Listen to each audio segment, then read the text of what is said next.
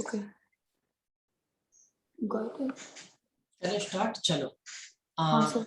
6 ढाला की दूसरी ढाल, और दूसरी ढाल का टॉपिक क्या है अपन ने देखा था। जो चारों गतियों में जीव दुखी हो रहे हैं, तो उन दुख का कारण क्या है। सचमुच गतियों में दुख नहीं है, किसी स्थिति परिस्थिति में दुख नहीं है। दुख किस कारण से है? हमारी बस उल्टी मान्यता के कारण से हम दुखी हैं। हम अपने मोह के कारण दुखी हैं, हम अपने मिथ्यात्व के कारण से दुखी हैं। तो इसके लिए मैं एक बहुत अच्छी पंक्ति हमेशा बार बार बोलता हूँ, आपको भी याद होना चाहिए कि जो ज्ञानी जीव है ना, लक्ष्य ज्ञानी मतलब समझदार, ज्ञानी इंटेलिजेंट मतलब जो वास्तविक इंटेलिजेंट व्यक्ति है, उसके जीवन में भी प्रतिकूलताएं आती हैं, परेशानियां आती हैं, प्रॉब्लम्स आती हैं, पर दुख नहीं।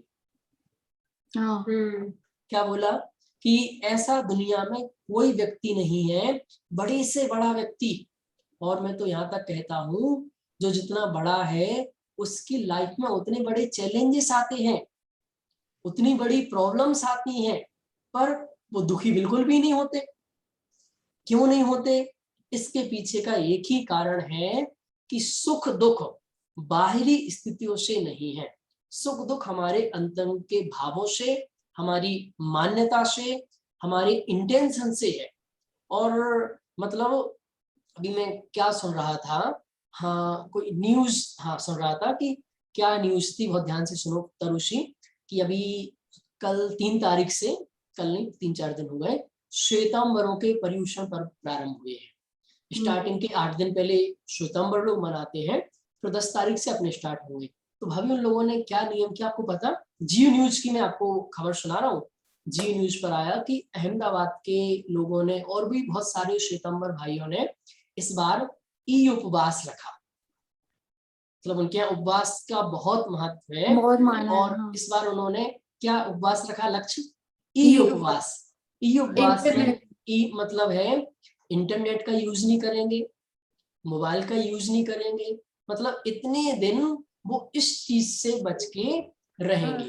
तो मैं आपको यह क्यों बता रहा था, क्यों समझा रहा हूं, कि उन्होंने उन सब चीजों से अपने आप को बचा के रखा है, उन बाहर की स्थिति परिस्थितियों से अपने आप को बचा के रखा है। तो उसी प्रकार हमें भी इस प्रकार का उपवास अपने जीवन में लाना पड़ेगा। तो मैं क्या समझा रहा था, मैं आपको, हाँ कुछ पूछ रहा, पलक पूछो जल्दी से। नहीं सर, रीज हैंड हुआ है तुम्हारा? नहीं आप हो गया सर। अच्छा अच्छा, लोअर लोअर उधर लोअर। चलो चलो चलो जल्दी से वापस आओ। हाँ देखिए अपना होता है क्या। तो हाँ, तो मैं क्या क्या बता रहा था कि ज्ञानी के जीवन में भी प्रॉब्लम्स आती हैं, पर दुख नहीं। और दूसरा सेंटेंस भी सुनो, प्रॉब्लम्स पार्ट ऑफ लाइफ। और ये जो हम ये तत्व ज्ञान सीख रहे हैं ना, ये जो जिनवाणी की बात सीख रहे हैं, ये है आर्ट ऑफ लाइफ। क्या है?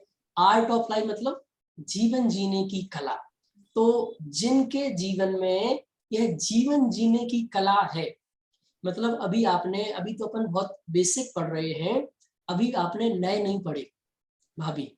जिस दिन अपन को 6 ढाला के बाद नए भी पढ़ना है, नए की भी एक क्लास है, तो जिस दिन मैं थोड़ा सा नए का आपको आइडिया दूं, नए शब्द तो सुना है? Yes sir. मतलब नए होते हैं, अगर नए पता नहीं आपको तो नयों को जाने बिना सम्यक दर्शन नहीं हो सकता है। तो 8 प्रकार के नए हैं, उनमें से मैं 1-2 नए आपको बताता हूं। उनमें एक नए है उपचरित असद्भूत व्यवहार नय। वो उपचरित असद्भूत व्यवहार नय भाभी ये कहता है कि पूरी दुनिया मेरी है। ये जिनवाणी का वाक्य है, ये जिनवाणी हमें सिखारे। फिर दूसरा नय है अनुपचरित असद्भूत व्यवहार नय। वो कहता है पूरी दुनिया उस नय से आपकी है, पर इस नय से सिर्फ आपका शरीर ही अपना है। तो इस प्रकार के, और फिर एक लास्ट में नय पहुंचेगा, उसका नाम है परम शुद्ध निश्चय नय। वो कहेगा दुनिया में कोई आपका नहीं, बस जो आपकी एक आत्मा है ना, बस वो आपका है, इसके अलावा कोई इसको आपका अलग वे से नहीं देखना। है। मतलब पूरी चीज को आपका भी बताया और भेद विज्ञान कराते कराते आपको अपने तक भी लाएंगे। तो ये सब चर्चा अपन धीरे धीरे जैसे जैसे पढ़ेंगे वैसे ही आप मेंटली स्ट्रांग होते जाएंगे। मतलब लक्ष्य आपकी जो लाइफ रन करती ना, ये बाहर के तामझाम से रन नहीं करती, ये बॉडी से भी रन नहीं करती। बॉडी तो एक दिन में बैठ जाती, एक दिन में बीमार हो जाती, कुछ भी हो जाता है। अब पूरी लाइफ, पूरी बॉडी, पूरा जीवन रन करता है आपकी मान्यताओं से, माइंड से नहीं। माइंड तो सबके पास है, आपकी मान्यताएं कैसी हैं, आपके अंदर विचारधारा क्या है, आपका चिंतन क्या है, आप अकेले में क्या सोचते हैं। समझ में आया? आपके साथ कोई घटना घटी तो उसके बाद आपका जो चिंतन होता है वो क्या होता है, यह डिपेंड करेगा कि आपकी लाइफ कैसी रन होगी। जैसे भाभी, मैंने आपको गाली दी, तो अब इसके बाद आप क्या सोचते हैं, इससे डिसाइड होगी आपकी लाइफ। आपने मुझे गंदा बोला, अब मैं क्या सोचता हूं उसके बाद डिसाइड होगी मेरी आगे की लाइफ। मतलब समझ में आया? तो मेरी जो चिंतन द्वारा, मतलब कोई चीज मिलने पर, कोई विचार मिलने पर, कोई स्थिति मिलने पर, कोई भी चीज मिलने पर मेरी चिंतन धारा कैसी होती है, उससे हमारा जीवन बनता है। मैं जो आपको उपवास वाला बताया था ना, कि वो एक चीज से अपन को, एक बाहर की सिचुएशन से अपने आप को हटा रहे, मतलब उससे इफेक्टेड नहीं कर रहे, क्योंकि सबसे ज्यादा इफेक्टेड आज हम मोबाइल फोन से हैं। तो वो जो स्थिति परिस्थिति आपके पास मिली, कोई विचार मिला, क्योंकि विचार आपके अंदर तक जाता है, स्थिति परिस्थितियां बाहर लेवल तक रहती हैं, जो थिंकिंग है, विचार है, भाव है, वो आपके अंदर तक जाती है। तो उन विचार से आप कैसे डील करते हैं। तो लक्ष्य इस क्लास में अपन क्या सीखते हैं कि विचारों के साथ कैसे डीलिंग करना। क्यों? व्यक्ति तरुषी दुनिया के हर एक व्यक्ति के साथ डील कर सकता है, कर लेता है, पर अपने आप से डील नहीं कर पाता है, अपने विचारों से डील नहीं कर पाता, अपनी भावनाओं से डील नहीं कर पाता, इमोशनल डील नहीं कर पाता है। समझ में आया? इसके लिए कितने सारे आपको एग्जांपल दे सकता हूं। एक कलेक्टर है, आईएएस ऑफिसर है, वो पूरे स्टेट को डील करता है, पूरे एक डिस्ट्रिक्ट को डील करता है, पर जब टेंशन डिप्रेशन हावी होता है तो अपने आप को डील नहीं करता, सुसाइड कर लेता है। बड़े बड़े लोग, एक अमीर व्यक्ति कितने खरबपति हैं कि जो अरबों खरबों के बिजनेस को डील करते हैं, पर अपने आप को डील नहीं कर पाते हैं। तो हमें क्या सीखना है? अपने आप को डील करना यहाँ से हम सीखेंगे। तो दुख के कारण क्या है? तो बाहर में दुख का कारण कोई नहीं है, हमारी जो उल्टी मान्यता है, जो मैंने कहा था ना, मान्यता। मान्यता समझते हैं लक्ष्य आप? जो मान्यताएं हमने बना रखी हैं, और मतलब वो मान्यताएं हमारे लाइफ की एक एक टाइम से बनती हैं, एक एक एजुकेशन से, एक एक बात से, एक एक चिंतन से, एक एक कदम से हमारे अंदर बहुत सारी मान्यताएं बनी है।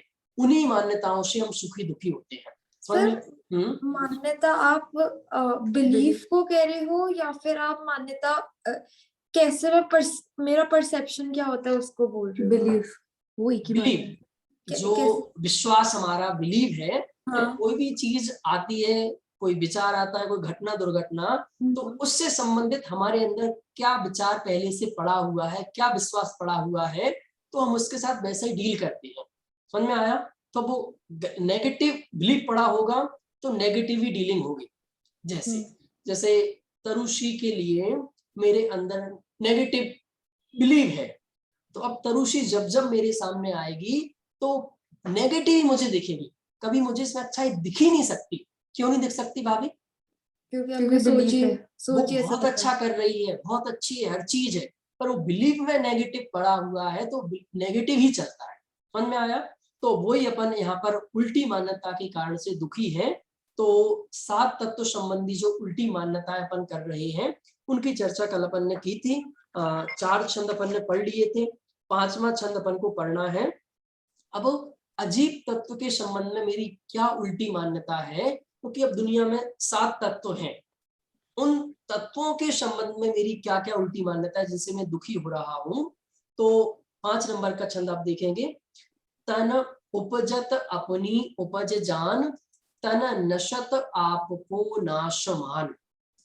पहले अजीब तत्व संबंधी एक लाइन पढ़िए। तन उपजत, तन मतलब होता है शरीर, मतलब बॉडी, तो उपजत मतलब होता है उत्पन्न होना। उत्पन्न होना समझते हैं, मतलब जी सर। बर्थ होना, पैदा पैदा होना। होना। तो शरीर के उत्पन्न होने में अपना उत्पन्न होना मानता है।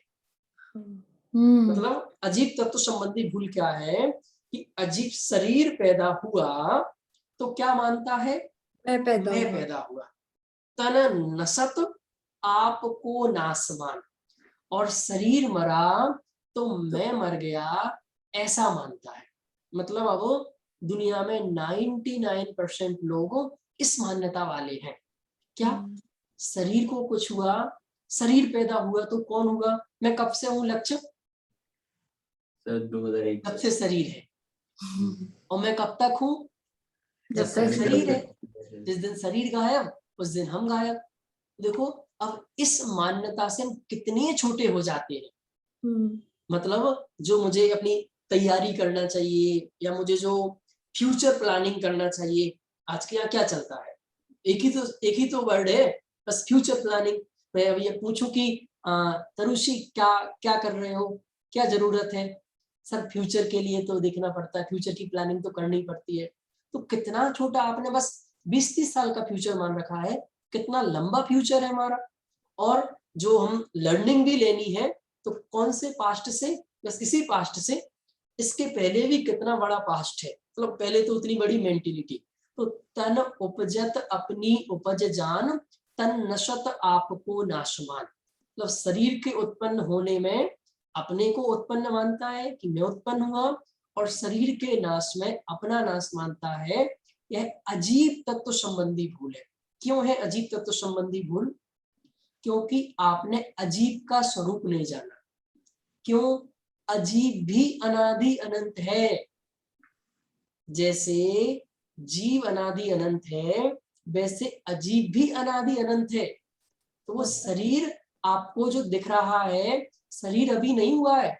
जो शरीर के परमाणु, कैसे बताऊं आपको, जो शरीर के प्रदेश हैं जिनसे शरीर बना है पलक, ये तो अनादि काल से इसी पृथ्वी पर ये सब परमाणु थे, मिलजुल के वो शरीर बन गए।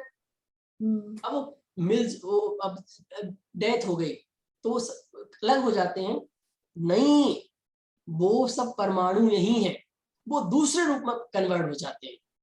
मतलब जला देते हैं अपने, तो जला दिया तो वो राख बन जाती है, राख से वो मिट्टी बन जाती है, मिट्टी से दूसरी चीज बन जाती है।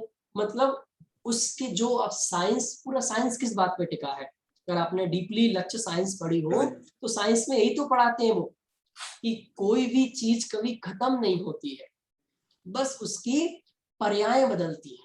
और उसे जैन धर्म में द्रव्य तत्व के नाम से बताया कि जो तत्व है वो तत्व कभी खत्म नहीं होता। वो जीव तत्व हो, अजीब तत्व हो, तो अजीब को क्या मानता है, और अजीब पैदा भी हुआ तो क्या, कौन पैदा हुआ था, किसमें नई पर्याय हुई, अजीब में। और मानता किसकी पर्याय है, मेरी। मतलब हुई अजीब की नई पर्याय और मानता है जीव की। और नाश किसकी पर्याय का हुआ, अजीब। अजीब की पर्याय, मरण हुआ तो मरण में क्या हुआ, अजीब की पर्याय बदली। अभी जो अजीब की ये वाली पर्याय थी, इससे मुझे अजीब की दूसरी पर्याय मिल गई, तो क्या मानता है, मेरी पर्याय का अंत हो गया। अब जो आश्रव तत्व संबंधी भूल है वो बहुत इंपोर्टेंट है। रागादि प्रगट ए दुख देन, तिन ही को सेवत गिनत चैन। कुछ समझ में आया क्या? इससे जो राग का दुख होता है, जो अपना अटैचमेंट होता है शरीर से। नहीं, अभी नई चीज चालू हो गई। ये आ गए हो आश्रव तत्व संबंधी भूल। किसका नाम है आश्रव तत्व संबंधी भूल, ध्यान से सुनो पलको तरुषि।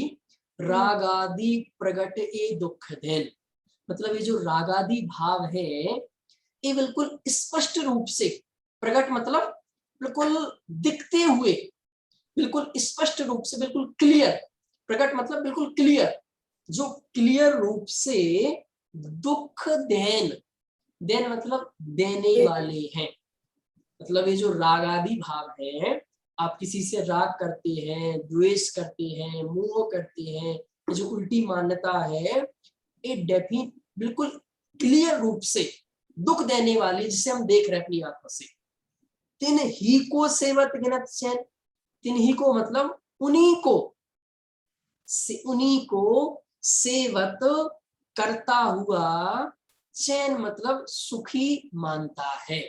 मतलब क्या, कैसे समझाऊं लक्ष्यों, कि आपको पता है कि मैं जो ये जहर पी रहा हूं, ये जहर मुझे दुख देता है, मेरे को मारता है, इसके बावजूद भी जहर पीते पीते अपने आप को सुखी मान रहा है, जहर से सुखी मान रहा है। और समझ में आया? जैसे वो उसका एग्जांपल आता ना कुत्ता का, कि कुत्ता हड्डी चबा रहा है और हड्डी में तो कुछ नहीं है, और उसके जबड़े से खून निकलता है, तो क्या मानता है? स्वाद खा रहा है, हड्डी में से स्वाद आ रहा है। स्वाद आ रहा है। मतलब वो चीज तो दुख, हड्डी तो उसको दुख देने वाली है, हाँ, तो बिल्कुल स्पष्ट रूप से उसके जबड़े को तोड़ने वाली है, और वो क्या मान रहा है? सुख मान रहा है। मुझे सुख देने वाली है। बस इसका नाम है आश्रव तत्व संबंधी भूल। कि दुनिया की ये सब जो भी चीजें हैं, जो रागादि भाव है, चीजें नहीं, तो कोई भी चीज हमें सुखी दुखी नहीं देती है। उनके प्रति जो रागादि, उनके प्रति जो राग द्वेष के भाव हैं, जो राग का भाव है वो सुख रूप, और उनके प्रति जो द्वेष का भाव है वो है दुख रूप। मतलब हाँ बोलो। सर क्यों इतना समझा कि मोह राग द्वेष ये हाँ। जैसे अलग होता है अपन सम्यक सर, बट मोह राग द्वेष कितना भी सोच लो, जब तक मैं इस पर्याय में हूँ, जब तक मैं घर में रह रही हूँ, जब तक सर वो जाता ही नहीं है।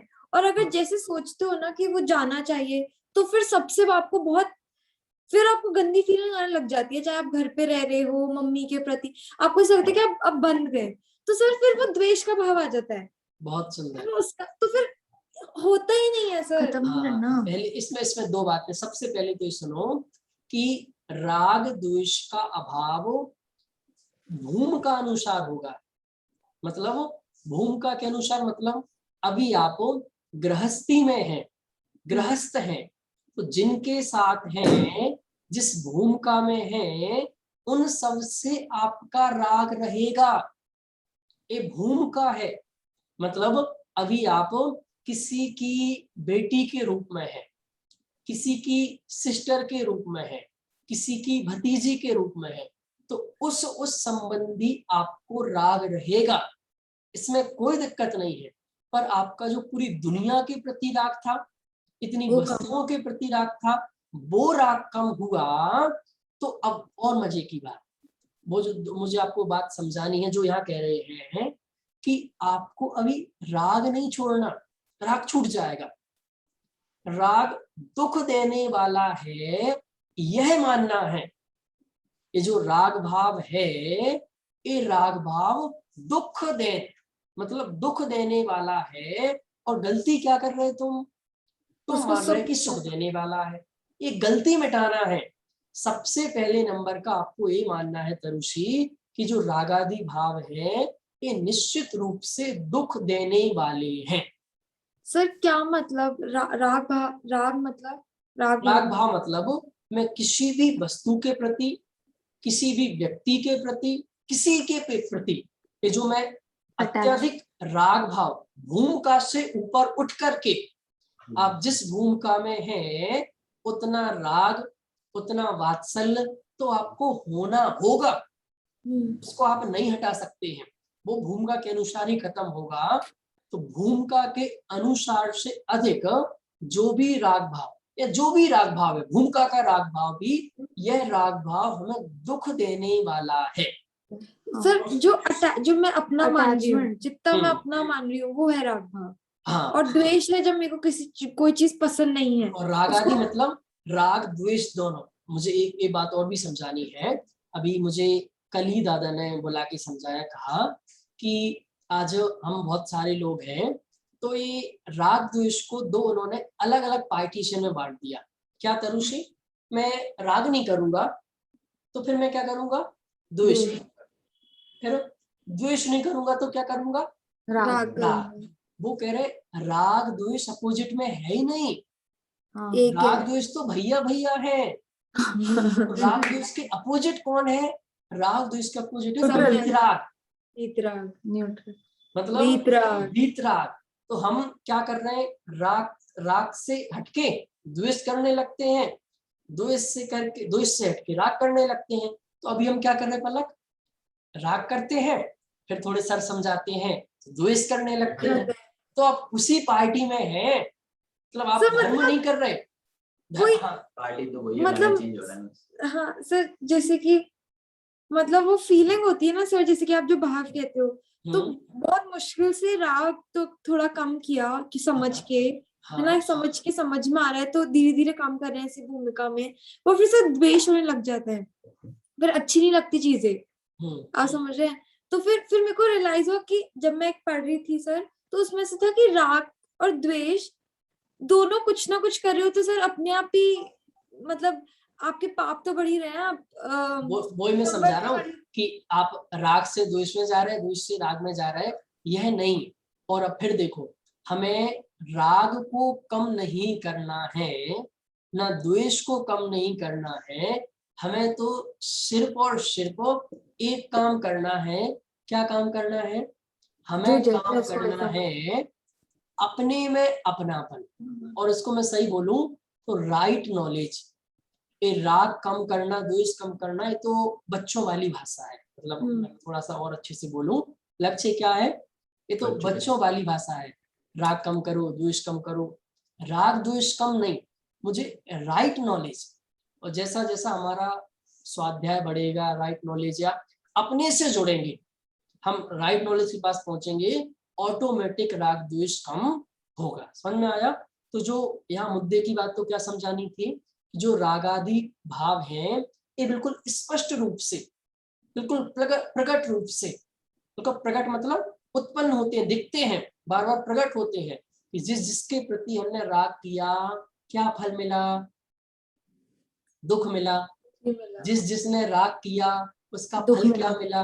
देखो आपको मैं कुछ थोड़ी सी एग्जांपल, 3 चीजें कही हैं, जितने भी आज तक युद्ध हुए हैं, हो रहे हैं या होएंगे, ये 3 के प्रति राग के कारण, जर, जोरू, जमीन, मतलब पैसा, पत्नी, जमीन।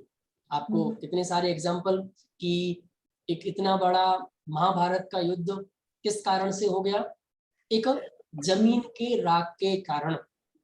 सर जमीन के राग के कारण थोड़ी हुआ। हाँ नहीं, उनने बस यही तो मांगा था कि मुझे आप 5 गांव दे दो, जो उनका था पांडवों का, वो नहीं दिया तो युद्ध हो गया।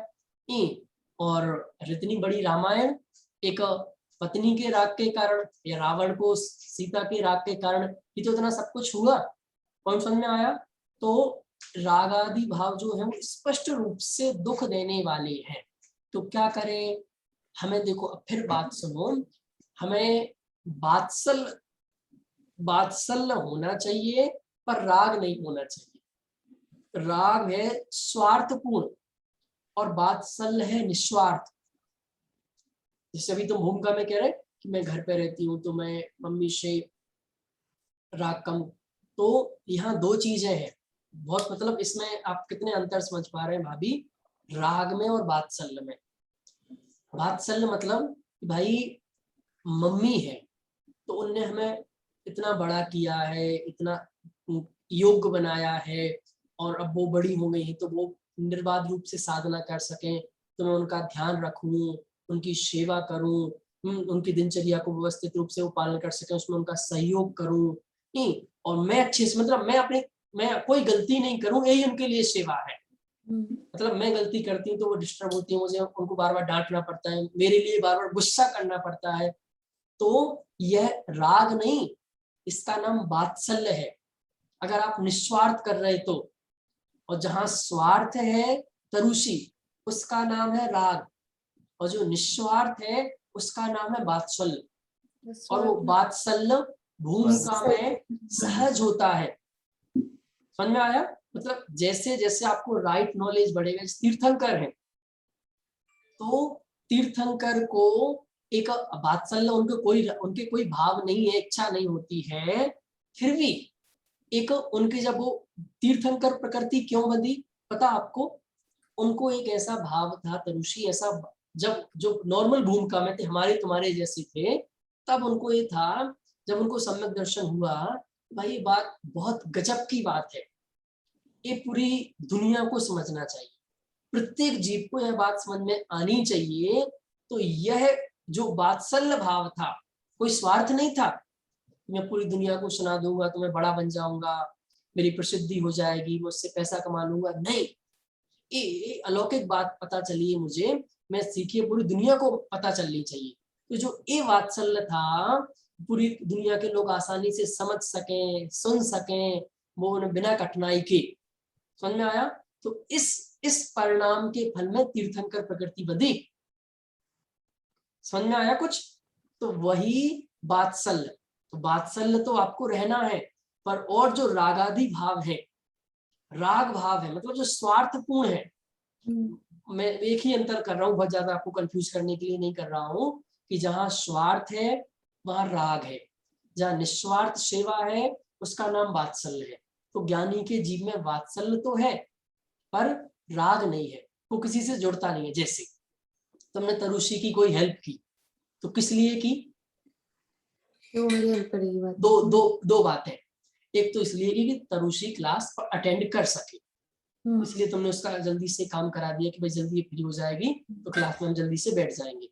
दूसरा, मैं करा रही हूँ तो अभी कल शाम को थोड़ी देर बाद मुझे काम होगा तो मेरा काम करेगी, तो इसका नाम है राग, और वो क्लास कर सके, वो अच्छे से रह सके, ये है वात्सल्य। तो ज्ञानी के जीवन में वात्सल्य होता है निस्वार्थ भाव। तो जो रागादि भाव है वो स्पष्ट रूप से, प्रकट रूप से दुख देने वाले हैं, पर यह जीव उनको कैसा मानता है भाभी? सुख देने वाले। देखो अब आपको ये बात इतनी मर्म की पता चल रही है, कल ये बात भी मेरे से दादा पूछ रहे थे कि अब तुम्हें जो ये बातें तुम समझाते हो या तुम्हें समझ में आ गई है, तुम कहीं चले जाओ, बड़े बड़े महाराजों के पास भी चले जाओ, कौन इतनी गहरी बात करेगा, कौन इतनी गहरी बात करने को तैयार है? वहां तो बस जाओ तो बड़े सबके बड़े बड़े प्रोजेक्ट चल रहे हैं लोगों के, तो बस क्या तुम्हें दान करना है, ये बनवा दो, तुम्हारा यहाँ नाम लिख जाएगा, ये तुम्हारा सम्मान हो जाएगा। मतलब पूरी दुनिया में यही मचा है तरुषि, इसके ऊपर कुछ नहीं है, बस इस पे झगड़ा चल रहा है, मेरा नाम यहाँ आना चाहिए था, यहाँ क्यों आ गया, उनका यहाँ क्यों आ गया, उनका इतना नाम क्यों लिखा। यहाँ इतनी गहरी चर्चा तो कहीं हो ही नहीं रही कि जो राग आदि, मतलब अब जो तुम नाम के प्रति राग कर रहे, उस जो बना रहे उसके प्रति भी राग कर रहे, तो ये दुख देने वाला है, ये कौन समझाए? मतलब किसी चीज के प्रति भी राग है, वो राग दुख देने वाला है। नाम का राग, पैसे का राग, पद का राग, ये जो हर चीज का ये राग है, ये दुख देने वाला है। आज कोई कहने वाला नहीं है, उल्टे तुम्हारा नाम बहुत बड़ा कर देंगे।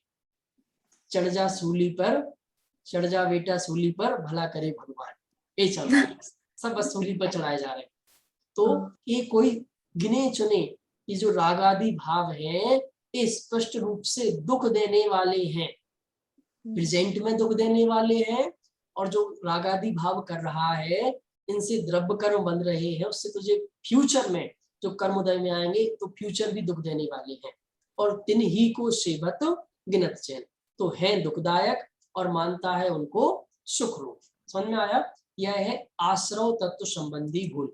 आश्रव तत्व संबंधी भूल मतलब, आश्रव मतलब राग, जो राग है वह राग है दुख रूप और उसको मानता है सुख रूप। क्लियर? एक बात क्लियर हुई भाभी? जी सर। मतलब आज बस इतनी सी बात समझ में आ जाए कि रागादि भाव स्पष्ट रूप से दुख देने वाले हैं, और हम पूरी दुनिया उनको सुख रूप मान रही है, बस इसलिए दुखी हो रही है। तो क्या करें? जो दुख देने वाली चीज है उसको दुख देने वाला माने। क्या वो तो क्या कहा? देती है बाद में। जो दुख देने वाली चीज है, जो ऐसा करें हम, इतनी सी बस इतनी सी बात है कि भाई आपको मीठा दूध पीना है, तो सूरज को बुलाया और कहा भाई ये दूध है, इसमें नमक डाल के लाओ, और मुझे मीठा दूध चाहिए, और वो बेचारा नमक डाल के ले आया, अब तुम कह रहे उसको डांट रहे, मुझे मीठा दूध चाहिए, ये भी कह रहे नमक डाल के लाओ और मुझे मीठा भी चाहिए। तो बस भाई जब पता है कि वो स्पष्ट रूप से खा रहा है, फिर भी तुम डलवा रहे हो, नमक भी डलवा रहे हो और तुम्हें मीठा भी चाहिए। तो वैसे ही रागादि भाव जब स्पष्ट रूप से दुख देने वाले हैं, तो फिर तुम क्यों उन्हें सेवित कर रहे हो, क्यों उन्हें बढ़ा रहे हो? मतलब बस बढ़ा रहा है, बढ़ा रहा है, बढ़ा रहा है। तो जो दुख रूप है उससे दुख रूप माने इतनी सी बात है। और देखो वो फिर मजे की बात सर छोड़ने की, तो जिस दिन उन्हें दुख रूप मान लेगा ना, उस दिन से छूटना चालू हो जाएगा। भाभी छोड़ना ओढ़ना नहीं है, राग आदि किसी के प्रति राग छोड़ना नहीं है, राग तो छूटेगा, पर कब छूटेगा? जब तू ये मानेगा कि दुखदायक है। जैसे कोई भी चीज, जैसे मैं आपसे पूछता हूँ कि पलक आप आग में हाथ क्यों नहीं डालते? जलने का डर लगा रहता है सर। जैसे अभी आप क्लास कर रहे हैं और यहाँ क्लास करते करते एक बड़ा सांप आ जाए, तो आपको मुझे कौन सा प्रवचन करना पड़ेगा?